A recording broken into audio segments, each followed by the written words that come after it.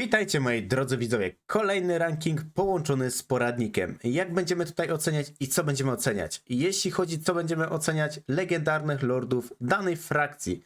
Jak tutaj sobie zobaczycie, mamy Manfreda, Vlada Falkensteina, Kemmlera i tak dalej, i tak dalej. Jeśli chodzi o ocenę, mamy tutaj ocenę oczywiście kampanii i samego legendarnego lorda. Jeśli chodzi na przykład o pierwszy próg u samej góry, mamy na przykład łatwa i silny, czyli kampania jest bardzo łatwa, przechodzimy ją bez żadnego problemu. To jest też takie połączenie, jakim lordem na przykład dla osób początkowych jest dobrze zagrać, a dla osób zaawansowanych można sobie wybrać na przykład trudną wersję. To jest oczywiście taka moja ocena, gdzieś tam przetestowałem tych lordów, te frakcje, jakieś możliwości. Oczywiście będziemy oceniać też lokalizację, gdzie się znajduje dany lord, jaką ma armię początkową, ile możemy po prostu z tej danej armii i z tego wszystkiego wyciągnąć. Przejdźmy w takim razie do samego początku, a zaczęło się u wampirów oczywiście od Manfreda. Jeśli chodzi o samego Manfreda, z takich najważniejszych na pewno rzeczy, które tutaj mamy, musimy ocenić efekty frakcji i efekty lorda. Jeśli chodzi o efekty frakcji, Manfred szczerze powiedziawszy nie ma aż takiego dramatu, bo może oczywiście zyskać księgi Nagasha. Mamy tempo badań, czyli przydatna rzecz, stosunki z wyznawcami Nagasha. To bym powiedział, że jest takie pół na pół, bo ja osobiście wolę zająć tą mapę, tutaj gdzie zaczynamy. Też oczywiście będzie pokazane wszystko, bo tu jeśli chodzi o jednostki nie mamy też w ilościach pokazanych. Jeśli chodzi tutaj o efekty lorda, utrzymanie dla jednostek grobowej straży i czarnych rycerzy. No, powiem szczerze, że to nie są raczej wyjątkowe jednostki dla wampirów, ale zobaczycie też dlaczego. Jeśli chodzi o jeszcze kolejne efekty lorda, mana oczywiście jest na plus, umiejętności tutaj mistrza czarnej magii, czyli mocniejsze zaklęcia, mocniejsze efekty tych zaklęć, to jest zdecydowanie na pewno na plus. Jeszcze jak będę tutaj wczytywał, no to jeszcze powiemy trochę o Manfredzie. Manfred oczywiście zaczyna na pustyni. Jeśli chodzi o wrogów, których tam mamy, teoretycznie początek może wydawać się bardzo prosty, bo walczymy z królami grobowców, no tym razem teraz jeszcze z orkami, z Imperium. Mamy też bardzo blisko siebie krasnoludy, oczywiście Skarbranda czy Korna i szczerze, na przykład walcząc z wampirami na królów grobowców, nie ma tam żadnego problemu z tą walką. Dlaczego? Królowie grobowców, no to są umarli, więc umarłych jest bardzo łatwo pokonać, bo jeśli się tam rozsypie lord, no to automatycznie wygrywamy to wszystko. Jeśli chodzi o początkową armię, którą oczywiście tutaj Manfred posiada, no armia jest dosyć dobra, bo po pierwsze mamy piechotę, która jest w miarę wytrzymała, więc możemy gdzieś się bronić w jakimś miejscu. Mamy również czarnych rycerzy, więc z kawalerią jesteśmy w stanie dorwać szybko artylerię, strzelców, więc to na pewno jest dobra opcja. Tak samo jeszcze wilki, bardzo słaba, miękka jednostka, ale bardzo szybka, więc też dosyć dobre do pokonania strzelców. I mamy oczywiście wargeisty, jednostki potworów latających. Daje nam ogólnie ta armia na sam początek bardzo fajny plus względem takich frakcji, z którymi tutaj walczymy. Bo królowie grobowców mają sporo piechoty, sporo strzelców, no czasem się jakaś artyleria zdarzy, więc na pewno jest dobra opcja. Jeśli chodzi o samego Manfreda. Manfred jest bardzo mocnym czarodziejem, tutaj nie ma do tego co wątpliwości. Oczywiście jeśli chodzi o magię, mamy tutaj domenę śmierci, która jest dosyć mocna i również oczywiście domenę wampirów. Więc leczenie się, osłabienie wroga, masowe zaklęcia, no bardzo dobrze to wychodzi.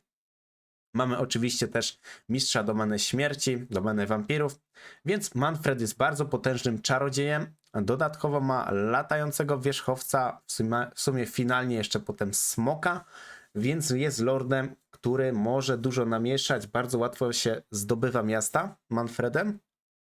Jeśli chodzi na przykład jeszcze o jakieś tutaj dodatkowe umiejętności, pamiętajmy, że on ma mistrzostwo magii, więc ma mocniejsze te zaklęcia, lepszy efekt tych zaklęć, więc to jest na pewno na ogromny plus.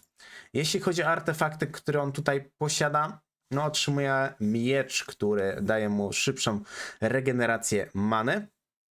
Daje również magiczne ataki, siłę broni. Ogólnie Manfred finalnie jest bardzo potężnym lordem legendarnym. Tym bardziej, że otrzymuje jeszcze zbroję, która jest do regeneracji jednostek życia. No, powiem szczerze, że on wychodzi naprawdę dobrze, jeśli chodzi o artefakty i finalną opcję.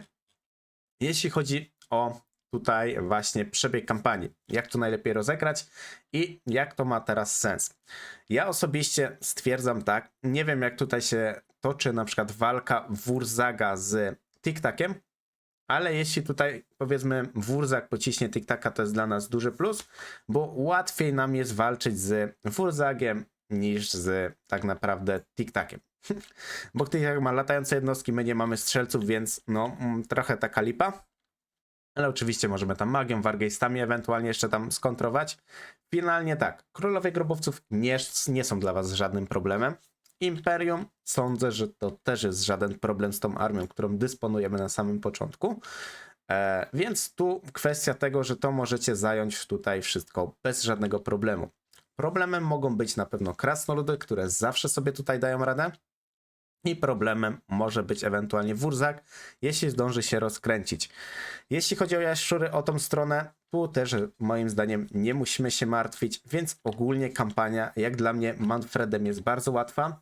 Tym bardziej jakbyśmy mieli walczyć ze Skarbrandem, jeśli byśmy poszli w górę, czy tam z orkami. Orkowie są dla nas bardzo łatwym celem i nie ma tam żadnego problemu. Więc finalnie, jeśli chodzi tutaj o Manfreda moglibyśmy tutaj uznać zdecydowanie na bardzo łatwą frakcję. Znaczy w sumie frakcję, bardzo łatwą kampanię i bardzo silnego lorda. A więc tu automatycznie, jeśli chodzi o Manfreda, ładujemy go oczywiście do standardowego, czyli tutaj. Kolejny jest oczywiście Vlad. No, Vlad, jak sobie tutaj zerkniemy, no Vlad jest bardzo mocny, więc zejdźmy sobie najpierw do samych perków. Vlad ma o tyle łatwo z jednej strony, że mamy dwóch czarodziejów na samym początku w armii. I są to czarodzieje dobrej domeny, więc jak sobie najedziemy najpierw jeszcze, może nie na bitwy, przejdźmy sobie dalej, żeby zobaczyć też perki, które tam posiadamy. I jeśli chodzi o te perki, no tutaj efekty frakcji są dosyć krótkie. Unikatowy budynek to jest na pewno dobry plus, zasięg ruchu na mapie kampanii. Pamiętajmy, że Vlad zaczyna w Imperium, więc tam te 10% robi naprawdę ładną robotę. I tak samo właśnie rozpoczyna z Izabelą von Kerstein jako legendarnym bohaterem. I to jest właśnie jeden nasz bohater. I oczywiście drugi to jest jeszcze czarodziejka, ale zaraz będziemy już tutaj dokładnie o tym mówić. Na pewno efekty Lorda są dobre pod względem tego, że limit leczenia podczas bitwy plus 50% dla armii z Izabelą. No, ogólnie jak jest Vlad i jest Izabela w armii, są bardzo potężni. Nie ma tutaj po prostu żadnej opcji, żeby byli słabi. Jeszcze u Vlada mamy o tyle duży plus, że mamy wszystkie jednostki armii Vlada, Forkarsteina otrzymują możliwość wystawienia straży przedniej. To jest ogromny plus, bo na Imperium jesteśmy w stanie łatwiej się do nich dobrać. A armie wampirów, jeśli się dobiorą do Imperium, to nie ma Imperium żadnej szansy. Przejdźmy w takim razie tutaj do oceny już finalnej, jeśli chodzi tutaj o Vlada. Tu musimy wczytać naszego Vlada. No wrogów, których mamy, jest to w większości w sumie Imperium. Blisko oczywiście toczymy wojnę z krasnoludami. Możemy iść w stronę góry, więc w Łuskowi Chaosu walczyć z Kislewem. No w sumie elfy wysokiego rodu też się tam napatoczą. Ale moim zdaniem kampania Vlada jest bardzo fajna i na początek może wiele nas nauczyć, tym bardziej, że walczymy z frakcjami troszkę wymagającymi, bo Imperium, jakby nie patrzeć, ma sporo różnego rodzaju jednostek, więc tam musimy się skupić na wielu aspektach, więc dla osoby początkującej z jednej strony fajnie, bo można się nauczyć wielu mechanik, z drugiej strony no mamy też krasnoludy. No krasnoludy to nie jest łatwe, tym bardziej jeśli chodzi tutaj o Ungrima. Ungrim jest bardzo mocnym lordem, no i jeszcze jedzie na zabójcach, więc to też jest trochę lipnie dla nas. Jeśli chodzi tutaj o armię początkową, no mamy grobową straż z halabardami, czyli kawalerię, potwory mamy skontrowane, ciężka piechota, kawaleria, oczywiście wargeisty, jeszcze czarny powóz, więc mamy armię bardzo dobrą. Walczymy na samym początku jeszcze z wampirami, więc no, tutaj nasze jednostki wampirów są bardzo potężne. tak jak mówiłem, mamy 2 czarodziejów w armii. Jest to oczywiście Izabela, no i oczywiście Emanuela. Więc tu, jeśli chodzi o magię, no nie ma żadnego problemu. Magia cienia potężna, a tutaj magia jeszcze wampirów. Z czego sam Vlad też jest czarodziejem, bardzo wytrzymałym, ma dobrą regenerację życia. On, jak dobrze ogarniecie, jest w stanie wybić pół armii sam, albo może nawet i całą armię. Aury, które też tutaj otrzymujemy, czy tam bardziej umiejętności, bardzo szybko levelujemy lordów, tak samo czas właśnie odnowienia konkretnych atrybutów, jak na przykład zdjęcie wrogowi 40 ataków zwarciu, gdzie pamiętajcie, że jednostki czasem po 30 mają, więc to jest już nieźle. Umiejętność nocny sztorm dla jednostek latających, to może mniej jest tutaj potrzebne akurat na samym początku, ale jest to też bardzo dobry wojownik. Czarodziej, wojownik. Plusy też są dosyć spore, bo szybko levelujemy. 2 czarodziejów w armii, więc finalnie armia jest naprawdę bardzo dobrze skonstruowana. Nie ma tu problemu z walce, na pewno. Lokalizacja może wydawać się z jednej strony krytyczna, pod tym kątem, że jeśli chodzi o armię, czy tam przeciwników, no jest dosyć ciasno tutaj. Tu jest mapa dosyć ciasna, jak sobie zerkniemy na Vlada, znaczy na Manfreda, no jest tu troszkę dalej, jest trochę większy dystans. Tutaj mamy wszystko z jednej strony w zasięgu ręki. Możemy szybko tak naprawdę podbijać te miasta. Przeciwników, tak jak mówię, tu początkowo nie mamy wymagających przeciwników. Na pewno jeśli chodzi o wampiry i jeszcze Imperium na wampirach, no tutaj automat na pewno nie wchodzi za specjalnie w grę, choć na niższych poziomach bez problemu. Więc sam Vlad jest bardzo potężnym, legendarnym lordem. Oczywiście należy do jednych z najlepszych lordów oczywiście w tej grze, więc tylko, że tutaj też początkowa armia jest bardzo potężna. No, sama armia jest w stanie sporo zrobić, a co dopiero jeszcze z połączeniem czarodzieja, mega mocnego lorda wojownika, leczenie, no tu jest naprawdę OP. Więc jeśli chodzi tutaj o finalny taki werdykt samego Vlada, sądzę, że Vlada spokojnie możemy tutaj umieścić w łatwiej i silny, czyli bardzo łatwy przebieg kampanii na poziomie jeszcze normalnym, czy tam nawet łatwym, no to przechodzi się tą kampanię bez żadnego problemu. Wampiry, no jedynie co mają, no to tutaj musimy uważać na rekrutację armii. No te armie niestety nie mają dobrych przeliczników pod automat, więc tu wygląda to zdecydowanie trudniej. Więc przejdźmy w takim razie może do Heinricha Kemmelera. Tu będziemy mogli się trochę więcej wypowiedzieć, więc będzie na pewno ciekawiej. Najpierw omówimy jego takie tutaj statystyki względem właśnie efektów frakcji i również efektów samego lorda. Więc przejdźmy tutaj do naszego Heinricha. Gdzie tutaj my go mamy? No jest oczywiście nasz Gandalf. Jeśli chodzi o Gandalfa, stosunki dyplomatyczne z wojownikami chaosu, norską, demonami, zwierzoludzi. Akurat jeśli chodzi o niego, on znajduje się w takiej lokalizacji, gdzie mamy sporo chaosu norskiej, bo to wszystko się tam potem powyżej kręci, więc z jednej strony to jest dobre. Zdobywanie doświadczenia plus dla nekromantów. No okej. Niewrażliwość na spaczenia chaosu to jest na pewno przydatne, jeśli robicie jakąś większy podbój. Koszt wskrzeszenia 10%, no zawsze to 10% taniej. Efekty lorda. Możemy regenerować armię wszędzie. Duży plus. Koszt wiatrów magii minus 10% dla domeny wampirów. Też spory plus. No i oczywiście najciekawsze, co tutaj mamy, to jest przyzwanie po prostu Krela. Potężnego wojownika, który sobie radzi z lordami, z jednostkami bez żadnego problemu, więc to na pewno jest też ogromny plus. Przejdźmy w takim razie dalej.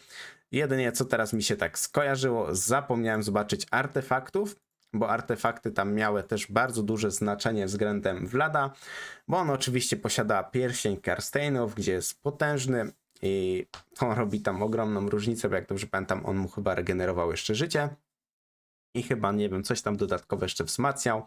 No ogólnie jeśli chodzi tutaj o Manfreda, o Vlada, są to moim zdaniem najpotężniejsi, w skrócie, lordowie wampirów.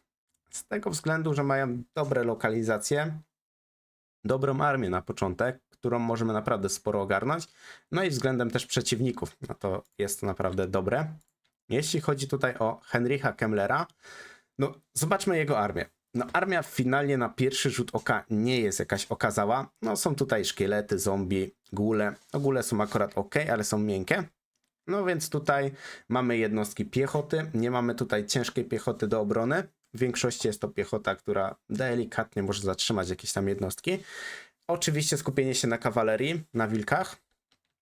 Kemmler ogólnie rekrutuje w większości ścierwo na samym początku i on z tym ścierwem musi gdzieś tam walczyć. Nie ma innego wyjścia. Jeśli chodzi tutaj o samego Henrycha, tu mamy regenerację dla właśnie naszych tutaj zjaw i upiorów. On się gdzieś tam na tym opiera. Mamy tutaj właśnie zasięg celowania dla wskrzeszenia naszych umarłych, bo zasięg wskrzeszenia umarłych na naszych tutaj wampirach no jest bardzo mały. 50 metrów jest to bardzo mały zasięg. Oczywiście jak sobie ulepszacie, macie lepsze wskrzeszenie. Jeśli chodzi o niego, no tutaj mamy zdolności dodatkowe do Pana Śmierci, czyli Krela, wzmocnienie zjaw, mamy limit upiornych królów, mamy coś takiego, co jest naprawdę bardzo fajne dla niego. Po pierwsze kradzież artefaktów, zdobycie artefaktu i zasięg na kampanii. To jest dobre. Kolejne wzmocnienie kostuchy, ale jeśli chodzi też o niego, on ma bardzo duże wzmocnienia do leczenia się armii, wskrzeszania, kosztów zmniejszenia, więc tu wskrzeszanie jest, bym powiedział, no w sumie prawie za darmo u niego. Więc to na pewno jest dobry plus. Sam oczywiście Lord w skrócie jest z tego co pamiętam tylko na koniu. Więc jest dosyć łatwy do złapania. Latający bohater ma o tyle dużo plusów, że łatwiej jest podczas oblężenia. Możemy więcej namieszać. Podczas bitew też można więcej namieszać. Jesteśmy bardziej mobilni, ciężej złapać jest Lorda, który jednak lata niż jedzie na koniu. Wiecie, na koniu złapie was jakaś tam, nie wiem, halabardy, piki i jesteście, szczerze powiedziawszy, w słabej sytuacji. Jeśli chodzi o jego artefakty, tu mamy 3 artefakty, które nie wychodzą tak najgorzej, bo na przykład jeśli mamy tutaj grobowe ostrze, leczy nasze jednostki plus atak zwarciu. To jest dobre, jeśli byśmy dali na przykład Henrycha w centrum jakiejś armii, przeciwnik by nie miał strzelców, nie miałby artylerii, no magią też by za specjalnie nie działał. To jest wtedy naprawdę bardzo fajna opcja. U niego akurat siła broni, te rzeczy nie mają sensu, bo to nie jest wojownik. On nie ma pancerza, więc on jest łatwy do pokonania. Więc tu akurat jeśli chodzi o walkę, to jest specjalnie przywołanie właśnie tego wojownika. Jeśli chodzi o kolejny artefakt, to jest na pewno dobry artefakt, bo szansa na powodzenie zasadzki przy wampirach jest to przydatne. Tym bardziej, że on zaczyna w Bretonii i łapie kawalerię. To jest na pewno dobra opcja. Prędkość jest też dobrą opcją. To jest jeszcze fajne, że mamy aktywną umiejętność, którą no dzięki temu w sumie Kemmler jest nieśmiertelny przez jakąś tam chwilę.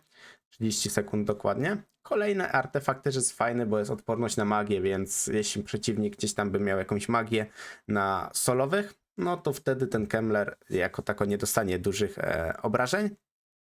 I również mamy tutaj wzmocnienie naszych zaklęć. Więc jak dla mnie ogólnie te artefakty są nie najgorsze. Jedynie ten artefakt, gdyby nie te grobowe ostrze, to ta umiejętność to jest takie sobie. Więc finalnie, jeśli tutaj chodzi o samego Lorda, no różnie. Jest to czarodziej, na którego trzeba uważać. Łatwo można go pokonać, więc jak gdzieś tam źle nim zarządzacie, zapomnijcie o nim, a jakaś jednostka się do niego dobierze, no to jest po prostu finito. Armia nie najwyższych lotów. Tutaj trzeba powiedzieć to, że armia jest bardzo nastawiona na Bretonię, bo Bretonia, tutaj nasz taki w sumie główny przeciwnik, bo tutaj oczywiście prawie sama jest Bretonia, elfy, imperium, no i w sumie wszystko tutaj dookoła to są te frakcje, które wymieniłem.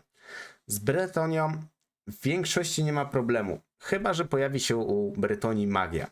Magia masowa na wampiry. Wampiry są miękkie. Jednostki wampirów są miękkie, więc tutaj magia może zrobić sporo.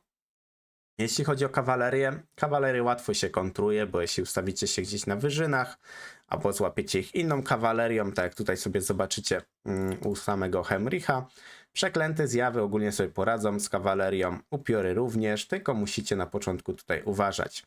No, sam Henryk na samym początku nie jest jakiś wybitnie mocny, więc też musicie wziąć na to poprawkę. Nie jest to wojownik, nie ma magii cienia, ma po prostu magię standardową. Nekromantę, którego mamy dodatkowo, też nie jest jakimś takim szałem. Pewno jest plus taki, że nekromanci regenerują wam armię. Więc to jest na pewno dosyć duży plus. Mamy również, jeśli chodzi o nekromantów, najważniejsze rzeczy to są ich redwany, na których jeżdżą, bo wzmacniają waszą armię. Tutaj sądzę, że Henryk mógłby dostać jakiś redwan na początek, żeby gdzieś tam wspierać tą swoją armię, tym bardziej, że ona jest dosyć miękka. Więc sądzę, że to by było nie najgorsze.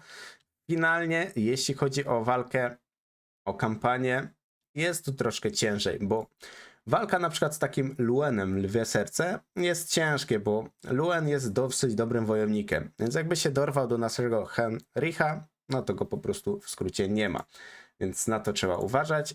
Ja bym powiedział, że jeśli chodzi o Kemmlera, osobiście bym go wrzucił do raczej klasy średniej.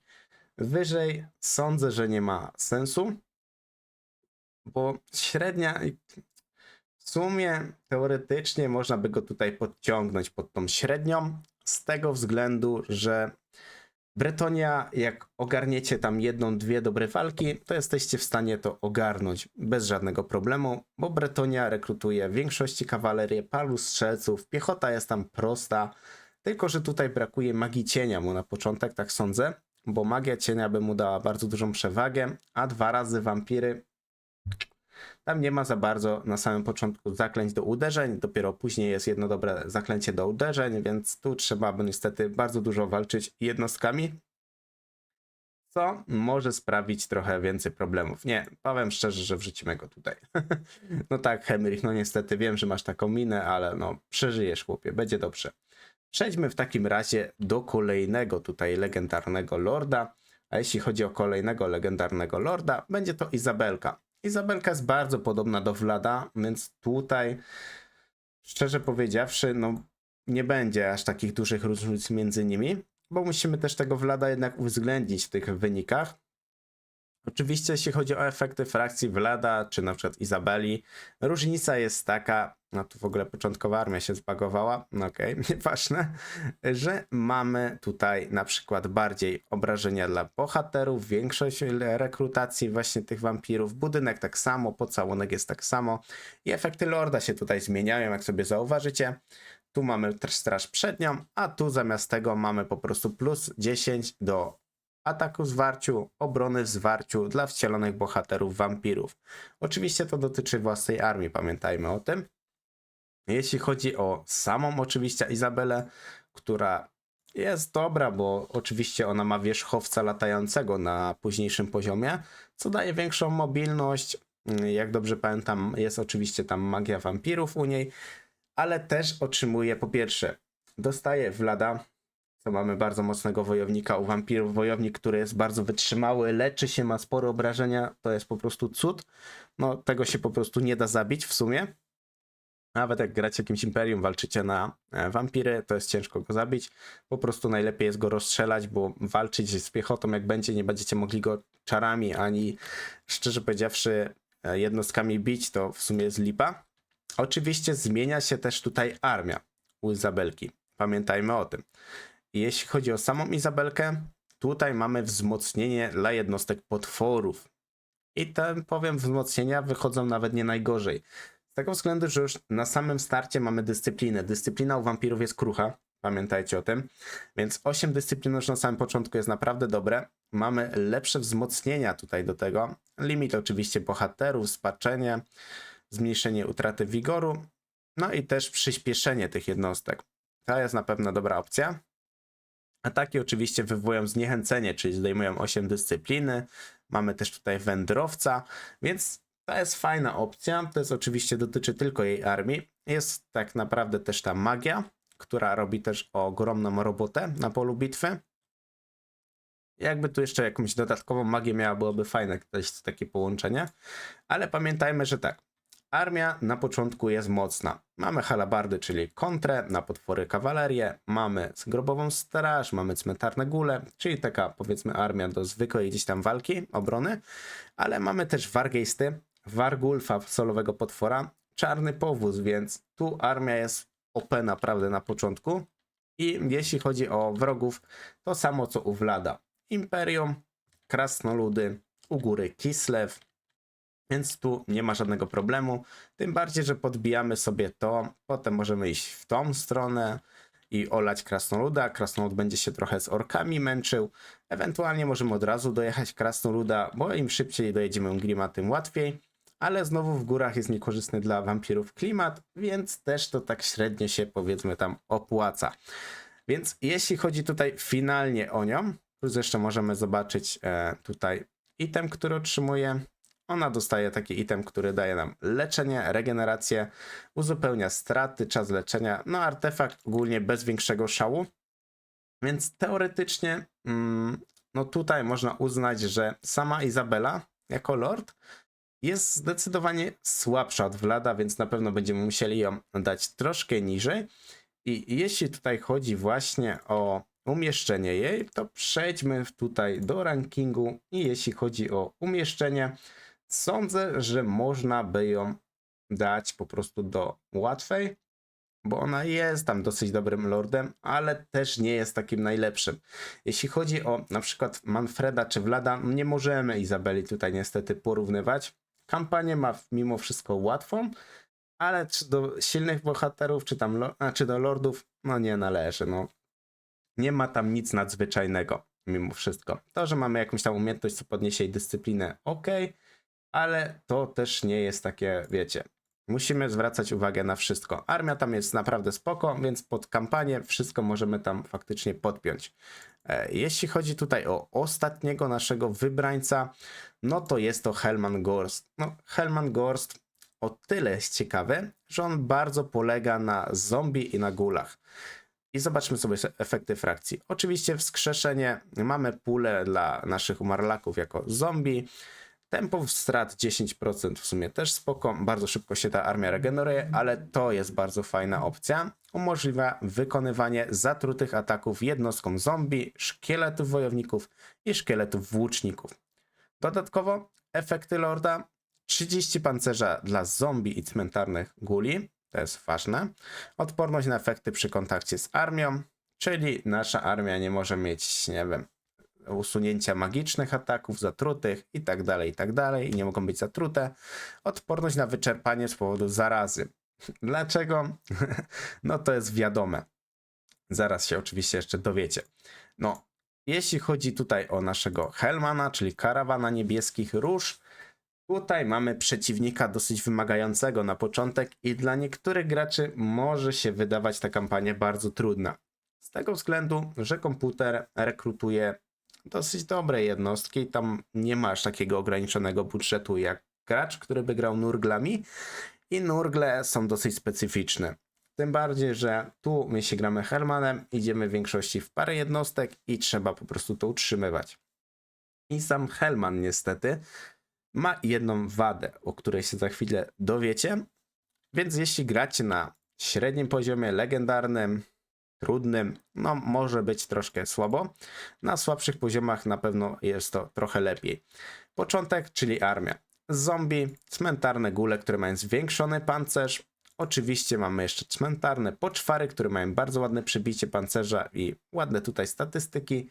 Mamy ścierwowóz, piekielny magnetyt, który daje nam regenerację. I mamy też tutaj bonusy dla naszych jednostek, jeśli chodzi o obronę w zwarciu, atak w zwarciu, dyscyplinę, regenerację życia. To jest na pewno duży plus. Jeśli chodzi o samego Helmana. Helman jedzie po prostu na swoim ścierwowozie i dostajemy tutaj dodatkowe buffy. Buffy są bardzo dobre, tylko musimy dobrze to umieć wykorzystać. Plugawienie relikwiarza. Zadajecie ogromne obrażenia na sekundę każdemu przeciwnikowi dookoła. I jaka jest zasada grania nim? No musimy ogólnie tutaj obudować się jednostkami dookoła i zadawać obrażenia przeciwnikowi. Najlepiej jest z jednej strony wbić się w przeciwnika z grupą zombie i żeby Helmana nie obijali, a żeby przeciwnik tracił jednostki. To jest fajna zasada. Na pewno najlepiej ona się sprawdza na frakcjach, które mają dużą liczebność, typu Kataj, Skaveni, Nurgle, bo jeśli będziemy walczyć z ogrami, tam jednostki są mało liczebne i te obrażenia nie są aż tak efektywne na pewno względem oddziałów, ale tak, jeśli chodzi o wady, bo są oczywiście. Hellman jedzie na ścierwowozie, więc jest bardzo wolny, więc jeśli go zostawicie bez ochrony, to on zginie bardzo szybko. Wampiry, jak stracą lorda, bohatera, się rozsypią. Na pewno tak mówię, plusem jest zadawanie tych obrażeń relikwiarza, więc musicie to wykorzystywać. Inaczej macie ciężką bardzo kampanię. Jeśli chodzi o tutaj jeszcze dodatkowe umiejętności u niego, zakazana księga, tempo badań, koszt wskrzeszenia, oczywiście ulepszenie naszej tutaj armii, którą możemy przyzwać, grobowej straży w tym przypadku. Jeśli chodzi tutaj o jeszcze ruch, zwiększamy sobie prędkość armii, lorda na mapie i mamy wzmocnienie dla zombiaków. Powiem szczerze, że to są bardzo mocne wzmocnienia, bo plus 15, a przepraszam, wybaczcie, tu jest tylko atak w zwarciu dla naszych zombiaków, nie obrona w zwarciu, ale mamy też magiczną ochronę i dla samego Hellmana staje się powiedzmy bardziej taki tankowaty, więc bardziej wytrzymuje, ale limit leczenia podczas bitwy plus 500% dla jednostek zombie. Wszystkie armie we frakcji. Więc to jest bardzo fajna opcja. Do tego jak najszybciej warto dążyć. Tym bardziej, że zombiakami gdzieś tutaj się jednak operuje. Tak samo mamy wszystko pod zombie ustawione. Zombie, szkielety to jest tutaj nasz wyznacznik. Szkoda, że nie ma trochę dla cmentarnych gulów w tym bonusa, bo skoro ma dla szkieletów, ma dla zombie, no to też powinien mieć do tego. Więc to taka moja drobna uwaga. Jest to oczywiście czarodziej, który wykorzystuje magię wampirów, tak? Szkoda, że tutaj nie ma jakichś masówek, którą mógłby się gdzieś tam bardziej wspomóc, ale ta mechanika specjalnie jest tak zachowana, żeby wykorzystywać właśnie te rydwany nasze, ścierwowozy dokładnie. Więc jeśli chodzi o niego, finalnie nie jest najgorszym lordem. Pasywkę, którą ma z tego swojego właśnie, jak sobie tutaj zoomujemy, ścierwowozu jest mocna. Tylko trzeba to mieć wykorzystać, nie możemy go zostawić samemu sobie, bo go szybko zabiją. Jeśli chodzi o sam przebieg kampanii. Dla osób na wysokim poziomie trudności może być troszkę trudno, ale gdy będziecie potrafić wykorzystać Hellmana i jego pasywki i oczywiście leczenie, wzmacnianie zombiaków, drzewko technologiczne również pod zombiaków, bo to jest akurat bardzo ważne, to bez problemu sobie poradzicie. Najbardziej co musimy uważać? Potwory. Musimy uważać na magię, bo to jest dla nas najważniejsze i oczywiście na ostrzał. Tu frakcji jest dosyć sporo, bo mamy Kataj, mamy Imperium, mamy Nurgle, mamy Ogry, mamy Krasnoludy Chaosu, Elfy Wysokiego Rodu. No jest trochę sporo tego i to są frakcje, które jakby nie patrzeć polegają na strzelcach, artylerii, więc taki Kataj, jak on się rozbuduje, może być dla was troszkę problem. Ale zobaczmy sobie, że też tutaj nie macie aż takich minusów przy niektórych frakcjach, więc jest opcja dobrze to rozegrać. Więc jeśli chodzi tutaj o samego Hellmana, ja osobiście bym powiedział, że on jest w sumie najtrudniejszy, ale z drugiej strony daje największą satysfakcję, sądzę, że ze wszystkich wampirów. Więc tutaj, jeśli chodzi o ranking, osobiście umieszczę go, sądzę, że tutaj. Trudna i silny. Bo kampania ogólnie jest u niego trudna, może coś naprawdę nie pójść i będzie ciężko się potem pozbierać, ale sam Lord mimo wszystko jest silny, ma bardzo mocne wzmocnienia dla jednostek, na których teoretycznie powinny bazować. Ma efekt bardzo dobry leczenia dla zombiaków i to jest frakcyjne efekty, więc to też jest naprawdę dobra opcja. Więc jak dla mnie można samego Lorda nazwać silnym. Jedyną jego wadą to jest wada i zaleta. Bo wadą jest to, że on jest wolny, ale zaletą jest znowu to, że zadaje masowe obrażenia, jest czarodziejem, może leczyć te nasze jednostki, ma przyzwanie tych swojej grobowej straży. No, to są naprawdę bardzo duże plusy u niego, więc ja sądzę, że u niego kampania jest najciekawsza z tych wszystkich wampirów, na pewno nie najłatwiejsza. Więc tak to się mniej więcej rozgrywa. No nie dałem go do trudnej z tego względu, bo Lord naprawdę jest przydatny. Tylko musimy na niego uważać. Gdyby on był lordem, który na przykład ma jakąś latającego smoka czy coś, no byłby OP. No byłby OP, ale wtedy stracilibyśmy jego wzmocnienia względem właśnie tego ścierwowozu i nie mielibyśmy zadawanych obrażeń. To mogłoby wywołać troszkę taki problem z niektórymi frakcjami, chociażby z takim Katajem, czy tam na przykład Nurglami na początku, byłoby to po prostu dla niego bardzo ciężkie. Więc moi drodzy, dajcie znać, co o tym myślicie, co tutaj można by jeszcze dodać, zmienić, po prostu jakieś tam propozycje oczywiście wysłucham, przemyślę, może zastosuję. Dajcie znać, co też myślicie o tym. Sądzę, że ten ranking jest taki dosyć uczciwy. No tu akurat jest 6 pól, 6 różnych. No do 2 pól, do średniej i silnej nikt nie trafił. I do trudnej kampanii też nikt nie trafił. Więc tutaj no wampiry akurat tak wyglądają. Przebitka jest armii dosyć ciekawa. Jeśli chodzi tutaj jeszcze o Helmana i jego armia składa się w sumie z takich jednostek, którymi gdzieś mniej więcej się u niego grywa. Jedynie minus troszkę z jednej strony, ale z drugiej strony można inaczej na to patrzeć, że na przykład poczwary nie mają tam wzmocnienia pancerza, tylko że poczwary mają już nawet dosyć sporo pancerza i mają bardzo dużo przebicia broni, więc tam 30 pancerza mogłoby być ciut za dużo, ale jakieś wzmocnienia, w sumie wzmocnienia ścierwowozów, może to by nie miało jakiegoś większego sensu. Dobrze, moi drodzy, dziękuję bardzo za oglądanie i do następnego. Cześć, cześć, cześć!